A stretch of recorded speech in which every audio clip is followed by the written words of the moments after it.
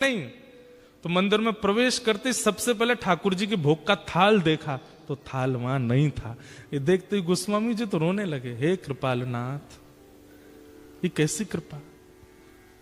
बड़े बड़े यज्ञाचार्यों को आपने स्वीकार नहीं किया, बड़े बड़े नाम जापकों को स्वीकार नहीं किया, बड़े बड़े भक्त जो दिन रात आपकी सेवा में लगे रहते हैं उनमें आपको कोई भाव नहीं दिखा, और एक मुसलमान, एक काले खान, दूर दूर तक जिसने भजन नहीं किया, उसके पीछे अपनी सोने की थाली दिया है रात में।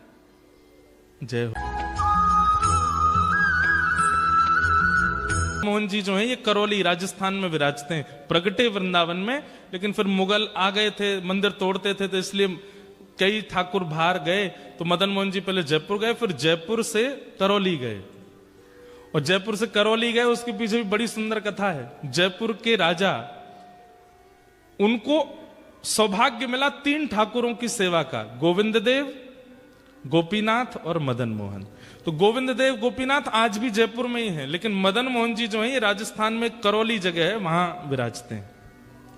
तो जयपुर से करौली क्यों गए कि राजा की जो बेटी थी उसका विवाह हुआ। तो बेटी से पिता ने कहा, बेटी मैंने वैसे दहेज में सब कुछ दिया है तुमको, लेकिन फिर भी तुम्हारी कोई इच्छा हो तो बताओ। तो बेटी बोली, पिताजी जो मांगूंगी सो दोगे? बोले हाँ देंगे। तो बोले एक काम करो, आपके पास 3 ठाकुर हैं, गोविंद देव, गोपीनाथ, मदन मोहन, मदन मोहन जी मुझे दे दीजिए, इनको मैं ले जाऊंगी। राजा के तो जैसे प्राण निकलने को हो गए, लाली तू जो चाहे मांग ले, लेकिन इनको मत मांगे। लेकिन बेटी भी रोने लगी, बोले मैं लूंगी तो इनको ही लूंगी और मुझे कुछ नहीं चाहिए, आप अपनी धन संपत्ति रखे रखो।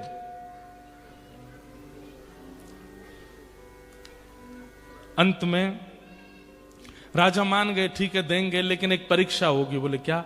7 विग्रह रखे जाएंगे और तुम्हारी आंख पर पट्टी बांधी जाएगी, स्पर्श करके तुमको बताना पड़ेगा। अगर तुमने सही मदन मोहन जी बता दिए तो तुमको मिलेंगे, नहीं तो नहीं देंगे। बेटी बोली ठीक है। 7 विग्रह बने, एक जैसी कद काठी, एक जैसा स्वरूप, मुख आदि सब कुछ। बेटी से कहा आंखों पे पट्टी बांध करके अब तुम जाओ, स्पर्श करके बताओ कौन से मदन मोहन जी। रात भर उनकी बेटी रोई, मदन मोहन जी से बोली, जय जय, मेरा मन है कि मैं आपको करौली ले जाऊं, पर मैं आपकी भी जानना चाहती हूं, आपकी इच्छा है कि नहीं मेरे साथ जाने की? और अगर इच्छा है मेरे साथ चलने की तो मुझे स्वप्न में कुछ आज्ञा कर देना। तो रात में मदन मोहन जी स्वप्न में आ गए और बोले मेरा भी मन है, मैं तेरे संग चलूं। बोले पिताजी ने 7 विग्रह रखे हैं, सुबह मैं कैसे पहचानूंगी कि असली वाले आप कौन से हो? तो मदन मोहन जी बोले तू सबके हाथ पकड़ पकड़ के देखना, सबके हाथ ऐसे होंगे, जिसका हाथ पकड़ने पर एक उंगली खड़ी होके हिलने लग जाए समझ जाना मैं ही हूं, मुझे ले चलना। राजा को पूरा विश्वास था कि बेटी नहीं पहचान पाएगी, एक जैसा स्वरूप, और इतनी सभा सब लग गई वहां पर देखने वालों की, देखें अब क्या होगा। बेटी जाए, सबके हाथ पकड़े, ये नहीं है, दूसरे पकड़े ये भी नहीं है, तीसरे पकड़े ये भी नहीं है, और जैसे चौथे ही थे मदन मोहन जी, राजा घबराया कहीं पहचान नहीं जाए। जैसे ही हाथ पकड़ा, पहले नाटक करती मुख पकड़ने का, ग्रीवा पकड़ने की, चरण पकड़, जैसे ही हाथ पकड़े सोई ठाकुर जी ने अपनी एक उंगली उठा के हिला दी। बेटी तुरंत बोली पिताजी ये है मदन मोहन जी। राजा के नेत्र सजल हो गए, बोले हाँ यही हैं, लेकिन सुन लाली इधर आ, उंगली हिलते हुए मैंने भी देख ली थी, इसलिए तू इस बात की चतुराई मत कर कि तू लेके जा रही है, तूने पहचाना, मैं इसलिए ठाकुर जी को दे रहा हूं क्योंकि वो भी जाना चाहते हैं, इसलिए ले जाओ। तो श्री मदन मोहन जी दहेज में आए, करौली राजस्थान। एक बार बंधुओं भारत जाइए, हमारे कहे से ना ये सबके दर्शन करके आना। करौली में मदन मोहन जी, पन्ना मध्य प्रदेश में जुगल किशोर जी, जयपुर में गोविंद देव गोपीनाथ जी, बाकी के 3 हमारे राधा वल्लभ राधा रमन बिहारी जी वृंदावन में है, सप्तनिधियों के दर्शन। तो मदन मोहन जी ऐसे ठाकुर जी हैं, वो उनको चुनते हैं जिनका दूर दूर से कोई वैष्णव संबंध नहीं है। आप लोग कथा सुनते हैं, आपको राधा रमन जी चुन लेंगे, आपको राधा वल्लभ जी चुन लेंगे, आपको कुंज बिहारी लाल चुन लेंगे, आपको गोविंद देव जी चुन लेंगे, लेकिन मदन मोहन जी तो एक्स्ट्रा ऑर्डिनरी चुन के लाते हैं, जो मांस खाता हो, जो महापातक हो, दूर दूर तक कोई संबंध नहीं हो, ऐसे को चुनने की इच्छा रहती मदन मोहन जी की। और एक बार वही हुआ, एक ताज खान नाम के भक्त थे, करौली में पोस्ट ऑफिस में काम करते थे, चिट्ठियां इधर उधर पहुंचाने की। और ताज खान के जीवन चरित्र में ऐसा वर्णन आता है कि ये अच्छे मुसलमान थे। अच्छे मुसलमान, कोई हमारा ये नहीं कि कोई बुरे मुसलमान होते, अच्छे मुसलमान मतलब जो इनकी परंपरा का नियम होता है, इतने बजे ये पाठ करना, ऐसे टोपी पहन के घूमना, इतनी बजे नमाज करने जाना, आदि आदि जो भी उनके क्रम होते हैं हमें नहीं पता, वो सब नियम से करते थे ताज खान। दूर दूर तक वृंदावन से, ठाकुर जी से, श्री जी से कोई संपर्क नहीं, कोई संबंध नहीं, लेकिन स्वभाव अच्छा था, स्वभाव मीठा था, उग्र नहीं थे। बल्कि इन्होंने अपने डाकघर के जो मुखिया थे उनसे कह करके कि मुझे इतने बजे नमाज के लिए जाना होता, मुझे जाने दिया जाए, वो जाते थे। और जो भी इनके ग्रंथ होते हैं उनको पढ़ते रहते थे, खूब अच्छे से अपने धर्म का पालन करते थे। लेकिन मदन मोहन जी बड़े टेढ़े ठाकुर, इनके मन में आ गया कि इसको अपना बनाना है मुझे। वो कैसे बनाए? एक बार एक चिट्ठी आई मदन मोहन जी के गोस्वामी जी की, और ये चिट्ठी बांटने यही जाते थे सब जगह। तो पहले बंधुओं ऐसा था कि बहुत ज्यादा भारत में अशांति सी रहती थी, मंदिरों को तोड़ने के भय से, मंदिरों में कुछ उपद्रव ना कर दें इसलिए मंदिरों में नियम था कि केवल हिंदू अंदर जाएंगे, बाकी कोई नहीं जाएगा। तो बाहर बड़ी स्ट्रिक्टनेस रखी जाती थी। तो जैसे ही ये मदन मोहन जी के गोस्वामी जी की चिट्ठी लेकर के जैसे ही सीढ़ी चढ़ने लगे ऊपर, तो द्वारपाल ने इनको वहीं रोक दिया। बोले क्या बात है, क्यों चढ़े आ रहे हो ऊपर? बोले अरे भैया हम डाकघर से आए हैं, चिट्ठी है, गुसाई जी की चिट्ठी देने आए हैं। बोले आप यहीं रुक जाओ, हम गुसाई जी को बुला के ला रहे हैं, भीतर मत आना। हाँ नहीं आ रहे, हमको भी कोई शौक नहीं अंदर आने का, यहीं खड़े हैं, बुला दो। अब वो द्वारपाल भीतर गया, पीछे जाकर के जाने ऐसी कोई क्या व्यवस्था उसको लगी, वो वहीं व्यस्त हो गया उसको करने में, गुसाई जी को बुलाना ही भूल गया। अब ये बाहर खड़े खड़े प्रतीक्षा करें, दोपहर हो रही है, इतनी तेज धूप पड़ रही है, अभी तक आए नहीं। थोड़ी देर प्रतीक्षा करने के बाद इन्होंने द्वार खोला, मंदिर का मुख्य द्वार बाहर वाला खोला, खोल करके भीतर प्रवेश कर गए। डर तो रहे थे कुछ हो नहीं जाए, इधर उधर देखा, गुसाई जी, अरे भैया द्वारपाल कहां हो, चिट्ठी हम लेके खड़े हैं, ले तो जाओ। कोई प्रत्युत्तर नहीं देवे। तभी इन्होंने देखा कि हवा से, हवा के भाव से एक खिड़की, मंदिर की एक खिड़की कभी बंद होती है खुलती है, तो इन्होंने सोचा अंदर बोल के देख लेता हूं, इसके अंदर झांक के बोल देता हूं, कोई होगा तो आ जाएगा। ये जैसे ही गए, खिड़की खुल रही थी, बंद हो रही थी, खुल रही थी, बंद हो रही थी। जैसे ही इन्होंने वहां अंदर झांक करके भीतर, गुसाई जी बोला ही और नेत्र खोल करके देखा तो सामने मंदिर में श्री मदन मोहन जी का इनको दर्शन हुआ। त्रिभंग ललित ठाकुर जी खड़े हैं और मंद मंद नेत्रों से, वैसे तो मूर्तिमंत ठाकुर जी ऐसे ही रहते हैं, लेकिन जैसे ही इन्होंने भीतर झांका तो ठाकुर जी इनको देख करके अपने नेत्र मटकाने लगे, ऐसे ऐसे करने लगे और बार बार ऐसे पलक झपकाने लगे। ये देख करके ये तो वहीं धड़ाम से गिर पड़े। अब तो इनके मन में वही भाव चले, ये कौन था? ऐसे कमल जैसे कटाक्ष नेत्र, ऐसी सांवली सूरत, ऐसे टेढ़ा सा ये पैर, ये टेढ़े से ये हाथ, ये पीतांबरी पहना, मुख पे वंशी धरे, ये कौन है ये? इन्होंने जैसे तैसे अपने आप को उठाया, जैसे ही पुनः चढ़ने लगे, इतने में ही द्वारपाल आ गया। ए, तुमको मना किया था भीतर मत आना, तुम भीतर घुसे चले आए। भैया तेरे हाथ जुड़, एक बार देखने दे, मैं चला जाऊंगा, मैं मेरे को नहीं आऊंगा, दोबारा नहीं आऊंगा, एक बार देखने। बोल बिल्कुल नहीं, निकलो यहां से बाहर। जैसे किसी प्यासे को 2 बूंद पानी पिला करके पानी दूर कर लिया जाए, वो स्थिति हो गई। चिट्ठी देकर के द्वारपाल को ये तो चले गए, लेकिन मन चुरा लिया ठाकुर जी ने। मेरो मन गिरधर छवि पे अटक्यो, मेरो गिरधर छवि पे। ये स्थिति क्या है? यहां आप नहीं चुन रहे हैं ठाकुर जी को, ठाकुर जी चुन रहे हैं आपको। और भैया जब ठाकुर जी चुनते हैं ना, तो स्थिति अवर्णनीय हो जाती, वर्णन नहीं कर सकते उसका। बहुत वर्षों बाद मुझे ये कथा याद आई है, ध्यान से सुनिएगा। काले खां चले गए, लेकिन अब चल रहे हैं तो भी नेत्र बंद करते हैं तो वही स्वरूप दिखाई दे रहा है। वो नेत्र अपने ऐसे ऐसे मटका रहे थे, वो अनुभव आ रहा है।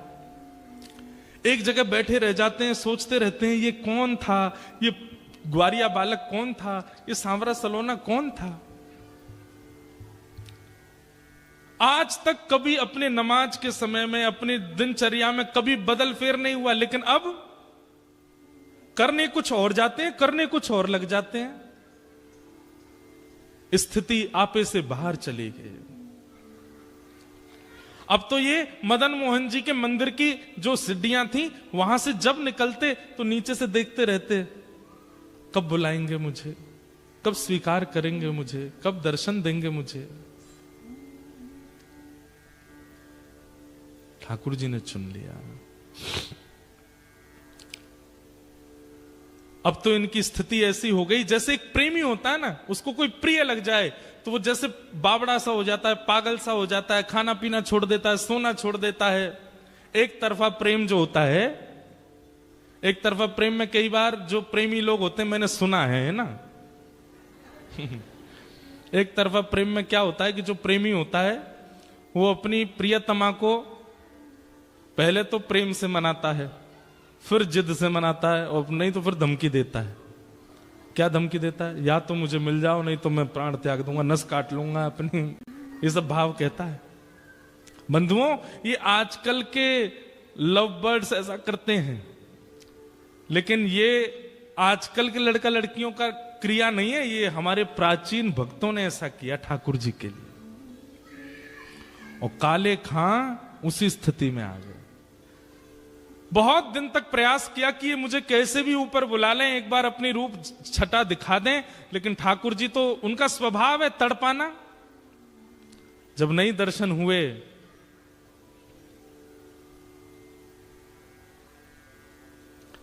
तो एक दिन काले खां ने कसम खा ली, बोले ठाकुर जी या तो मुझे दिख जाओ, या तो मुझे मिल जाओ, नहीं तो मैं अनशन व्रत पर बैठ रहा हूं, मृत्यु पर्यंत प्राण त्याग दूंगा। ऐसी स्थिति हो गई। धीरे धीरे अपना काम छोड़ दिया, परिवार वालों से दूर रहने लगे, अपने नियम क्रम सब से बिल्कुल ना इधर के रहे ना इधर के, बीच में आ गए बिल्कुल। स्थिति अवर्णनीय हो गई। काले खां ने ठाकुर जी के सामने कसम खा ली, या तो मुझे दर्शन करा दीजिए, नहीं तो मैं अनशन व्रत करके अपने प्राण त्याग दूंगा। 1 दिन 2 दिन 3 दिन व्यतीत हो गए भोजन किए बिना। 3 दिन बाद श्री मदन मोहन लाल जी को बड़ी दया आ गई, बोले कि भूखा प्यासा बैठा है। अब ये भी तो बात है कि जैसे हम लोगों को तो पता है कि ठाकुर जी को मनाना है तो हम कथा में चले जाएं, ठाकुर जी को मनाना है तो संतों को भोजन करा दो, ठाकुर जी को मनाना है तो परिक्रमा करे आओ, ठाकुर जी को मनाना है तो यज्ञ कर लो। अब काले खां को तो कुछ पता भी नहीं है, वो तो जाति धर्म से भी अलग है, उसको पता ही नहीं है क्या करना पड़ता है ठाकुर जी को रिझाने मनाने के लिए। सब लोग इधर देखो, ध्यान से सुनो।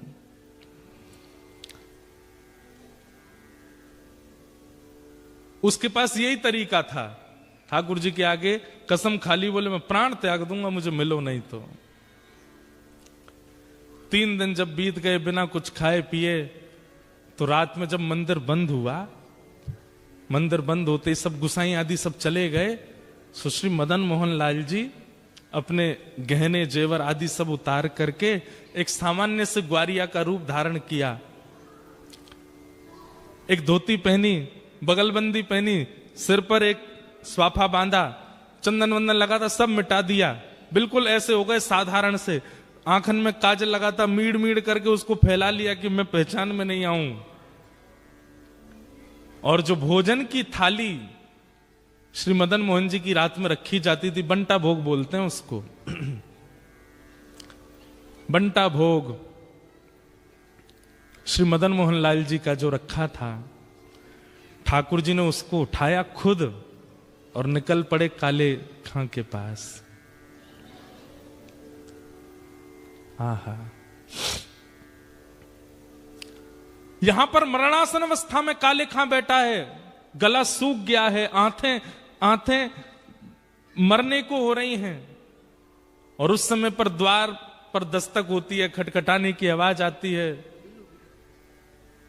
काले खां जैसे तैसे खिसक करके जाता है, जैसे ही द्वार खोलता है तभी सामने देखता है एक नन्हा सा कुमार बालक, आयु होगी 8-9 वर्ष की, सिर पर स्वाफा बांध करके और ऐसे कमर पर अपने थाली लेकर के, जैसे कोई बड़ी चीज होती है ना, तो माताएं जैसे हमारे भारत में मटकी उठाती हैं, कई बार विदेशों में माताएं बालक उठाती हैं ऐसे कमर पे, ऐसे ठाकुर जी थाली ऐसे रख करके कमर पे और दूसरे कमर पे हाथ धर के द्वार पे आके खड़े हो गए और आकर के बोले, तुम्हारा नाम काले खां है?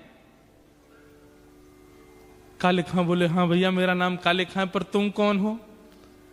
और ये इतने सुंदर हो, इतने प्यारे हो, तुम्हारी मैया नहीं है, तुम्हारे पिताजी नहीं है जो आधी रात में तुमको अकेला छोड़ दिया? अरे हम देखने में छोटे लगते हैं, वास्तव में तो श्री मदन मोहन जी मंदिर के हम टहलुआ हैं, रात भर चौकीदारी करते हैं। डोल डोल टहलुआ कहते हैं जो टहल टहल करके रखवाली करे। कई लोग होते हैं ना, उम्र तो बड़ी होती है दिखने में, वही है हमारा भी, उम्र तो हमारी बहुत है। कितनी उम्र होगी? बोले गिन नहीं पाओगे, 2-3 हजार साल के तो हैं हम। तो काले खां बोला मजाक कर रहा है भाई, छोटा बालक है, बड़ी बड़ी बात कर रहा है। अच्छा भैया मदन मोहन जी मंदिर से आए? बोले हाँ। क्यों आए? बोले को वहां के जो गोस्वामी जी हैं ना, पता नहीं उनके मन में क्या बात आई, मेरे को आकर के थाल पकड़ा दी और बोले जाओ जाकर के काले खां को प्रसाद दे आओ, बोल दो मदन मोहन जी ने प्रसाद भेजा है।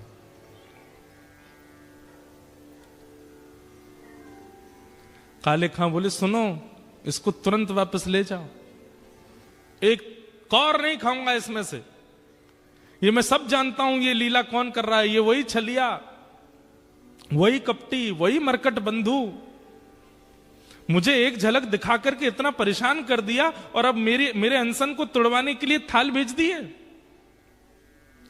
कह देना गोस्वामी जी से, जब तक दर्शन नहीं होगा मैं ये प्रसाद नहीं पाऊंगा, और मुझे दर्शन होगा नहीं क्योंकि मैं तो मुसलमान हूं, मुझे मंदिर में प्रवेश मिलेगा नहीं, इसलिए मुझे प्राण त्यागने पड़ेंगे, दोबारा जन्म लेना पड़ेगा। और सुनो एक बात और कह देना अपने मदन मोहन से। बोले क्या?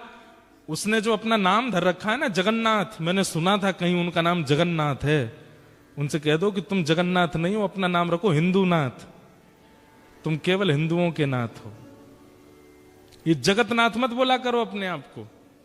ठाकुर जी खड़े खड़े सुन रहे हैं। बोले सुनो गुसाई जी की बात तो सुन लो पूरी। काले खां बोले क्या? बोले इसमें से प्रसाद पा लेना और प्रसाद पा करके सुबह बर्तन मांज करके मंदिर दे जाना और मदन मोहन जी के दर्शन कर जाना। गुसाई जी ने आज्ञा दी। सुन करके काले खां खुश हो गए। लेकिन अब स्थिति ये हो गई कि पहले तो हर जगह मदन मोहन जी दिखते थे, लेकिन अब वो टहलुआ दिख रहा है। अब ये मोहन थार उठा में तब भी टहलुआ का स्मरण हो, पूड़ी उठा में तो भी टहलुआ का स्मरण हो, सब्जी खा में तो भी। अब ये मन में विचार करने लगे मेरे मन में कोई रोग हो गया है, ये पहले तो मदन मोहन अच्छे लग रहे थे, अब उनका सेवादार ये टहलुआ अच्छा लग रहा है, कहीं ऐसा नहीं हो ये मेरे संग हो क्या रहा है, किसी ने टोना टोटका तो नहीं कर दिया मुझ पे। रात भर मन में विचार करने लगे, अपने मन से कहने लगे, टहलुआ नहीं मदन मोहन, उनको याद करो।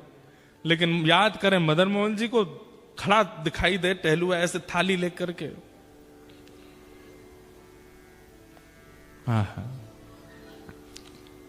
रात्रि में ठाकुर जी ने गोस्वामी जी को सपना दिया और स्वप्न देकर के कहा, बोले पहले दिन चिट्ठी लेकर के मेरा भक्त काले खां आया था, द्वारपाल ने उसको डांट भगा दिया। अरे गोस्वामी जी, मुझे उसको स्वीकार करना और मैं उसे स्वीकार कर चुका हूं।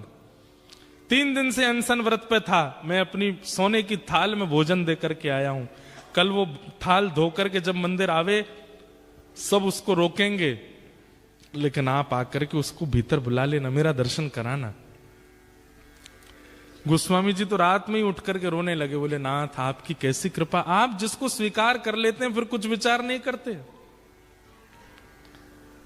रात भर भोजन तो कर नहीं पाए, वो यही सोचने लगे टहलुआ टहलुआ, अरे नहीं नहीं मदन मोहन मदन मोहन मदन मोहन मदन मोहन, नहीं टहलुआ टहलुआ टहलुआ। मदन मोहन जी अब टहलुआ के रूप में उसको देखने लगे, वो वहीं प्रेम होने लगा। सुबह उठ करके सारी सामग्री साफ करी, पूरी थाली साफ करके बोला भैया गलती हो गई, मेरे तो मन को कोई रोग हो गया है, मैं जाके गोस्वामी जी को थाल दे दूंगा, बोल दूंगा मदन मोहन जी नहीं चाहिए, अपना टहलुआ दे दो, मैं तो उसी को देखता रहूंगा। यहां पर गोस्वामी जी सुबह सुबह आए, आते ही उन्होंने देखा कि मेरा स्वप्न सच है कि नहीं। तो मंदिर में प्रवेश करते सबसे पहले ठाकुर जी के भोग का थाल देखा, तो थाल वहां नहीं था। ये देखते ही गोस्वामी जी तो रोने लगे, हे कृपालनाथ ये कैसी कृपा, बड़े बड़े यज्ञाचार्यों को आपने स्वीकार नहीं किया, बड़े बड़े नाम जापकों को स्वीकार नहीं किया, बड़े बड़े भक्त जो दिन रात आपकी सेवा में लगे रहते हैं उनमें आपको कोई भाव नहीं दिखा, और एक मुसलमान, एक काले खान, दूर दूर तक जिसने भजन नहीं किया, उसके पीछे अपनी सोने की थाली दिया है रात में। जय हो आपकी। गोस्वामी जी प्रतीक्षा कर रहे हैं कब आएगा काले खान, लेकिन काले खान को तो अब गिल्ट फील हो रहा है भीतर से कि पहले प्रेमी कोई और था, अब प्रेमी कोई और हो गया है, अब तो मुझे टहलुआ चाहिए, अब तो मदन मोहन जी नहीं चाहिए। मंदिर द्वार पर जैसे ही पहुंचा, द्वारपाल से बोला सुनो ये थाली भीतर गोसाई जी को दे आओ। थाली तेरे पास कैसे आई? बोले कि उनको बोल देना रात में उन्होंने भिजवाई थी मेरे लिए टहलुआ के द्वारा। बोले कौन टहलुआ? अरे जो रात में मंदिर में रहता। बोले मैं ही तो रहता हूं रात में मंदिर में, मैं ही टहलुआ हूं यहाँ। बोले तुम नहीं, उस सुंदर वाला टहलुआ। बोले अच्छा तो मैं कुरूप हूं? बोले नहीं मैं ऐसा नहीं बोल रहा हूं, दो होंगे ना तुम, एक सुंदर छोटा सा काजल लगा करके सिर पे पगड़ी बांध के बढ़िया पीली सी पिता, और बड़ी अच्छी सुगंधी आ रही थी उसमें से, क्या वर्णन करूं उसकी रूप माधुरी का मैं। वो टहलुआ। बोले सुन तू यहीं खड़ा रहे, कोई टहलुआ नहीं है, मैं ही टहलुआ हूं और मैं गोसाई जी को अभी बुला के लाता हूं, तेरी तो अभी खैर नहीं। भीतर गए, इतने में ही जाकर के थाल दिया। गोसाई जी बोले अच्छी सुगंधी आ रही थी उसमें से, क्या वर्णन करूं उसकी रूप माधुरी का मैं। वो टहलुआ। बोले सुन तू यहीं खड़ा रहे, कोई टहलुआ नहीं है, मैं ही टहलुआ हूं और मैं गोसाई जी को अभी बुला के लाता हूं, तेरी तो अभी खैर नहीं। भीतर गए, इतने में ही जाकर के थाल दिया। गोसाई जी बोले थाल लायो? कौन लेकर के आया थाल? बोले वो काले खान आया है द्वार पे, उसको भीतर नहीं लाए? बोले वो तो कह रहा है कि टहलुआ से मिलना है उसको, और मैं ही टहलुआ हूं, वो पता नहीं कौन से टहलुआ का वर्णन कर रहा है। गोस्वामी जी निकल के बाहर आए, अप्रस में थे फिर भी बाहर आ गए, नेत्रों में आंसू। काले खान कौन आया था रात को? बोले आपके मंदिर का टहलुआ आया था, मुझसे गलती हो गई, पहले तो मुझे वो प्रिय लग गए थे लेकिन अब मुझे वो टहलुआ ही चाहिए, मैं मंदिर में कभी नहीं आऊंगा, आप जितना कहेंगे मैं उतनी रकम दे दूंगा, केवल वो टहलुआ मुझको दे दो जो रात भर यहां टहलता है। ऐसे कटाक्ष नेत्र थे उसके, ऐसी सुंदर सी नासिका थी, ऐसी मधुर मुस्कान थी, ऐसी सुंदर उसने पगड़ी पहन रखी थी और उसमें से ऐसी अद्भुत सुगंधी आ रही थी। हे गोस्वामी जी मैं आपके आगे हाथ जोड़ के कह रहा हूं, अगर दे नहीं सकते तो जैसे दर्शनार्थियों के लिए नियम है कि सुबह इतने बजे आओ, दर्शन होते हैं मदन मोहन जी के, सबको मदन मोहन जी के दर्शन कराओ, मुझे वो टहलुआ के दर्शन करा दिया करो बस। गोस्वामी जी बोले हाथ पकड़ो हमारा। हाथ पकड़ लिया, बोले चल टहलुआ से मिलवाते हैं। पहली बार श्री मदन मोहन जी के मंदिर के अंदर गए, ढूंढ रहा है काले खान कहाँ है, कब दिखेगा कब दिखेगा।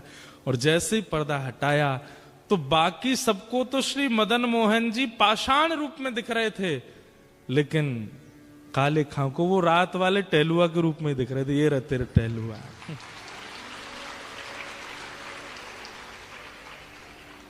नेत्र सजल हो गए, और सजल होकर के बस उसी दिन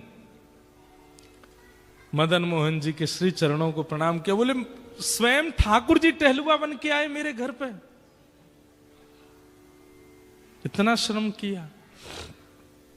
और जीवन भर के लिए श्री मदन मोहन जी के दास बन गए। कौन? काले खान। काले खान की कुछ रचनाएं हैं, ये रचना आज भी वहां गाई जाती हैं ठाकुर जी की आरती के बाद। आहा,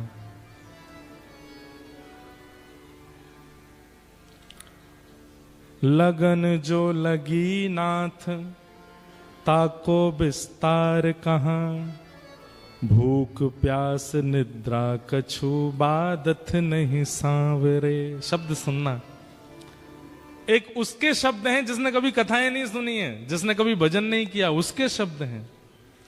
लगन जो लगी नाथ ताको विस्तार कहां, भूख प्यास निद्रा कछु बादत नहीं सांवरे। मदन मोहन मूर्ति को बेग दर्शावो आप, एक एक क्षण कोटि कल्प समझावरे।